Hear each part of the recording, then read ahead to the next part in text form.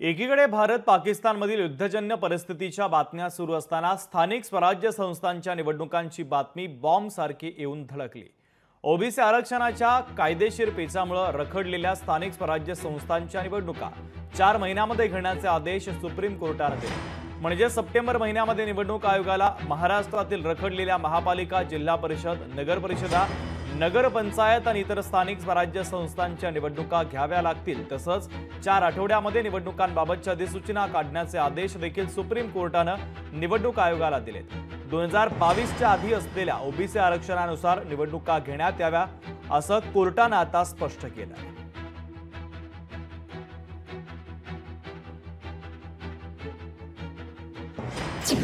स्थानिक स्वराज्य संस्थांच्या निवडणुकीबाबत 4 आठवड्यात नोटिफिकेशन काढा आणि 4 महिन्यांच्या आत निवडणुका घ्या। 1994 ते 2022 पर्यंत ओबीसी आरक्षणाची जी स्थिती होती त्यानुसारच स्थानिक स्वराज्य संस्थांची निवडणूक घ्या। राज्य सरकार आणि राज्य निवडणूक आयोगाने दिलेल्या कार्यकाळात कार्यवाही करावी। ओबीसींच्या जागा कमी होत्या हा याचिकाकर्त्यांचा दावा होता, त्यावर कोर्टाने 2022 पूर्वीची स्थिती कायम राहील असे निर्देश दिले।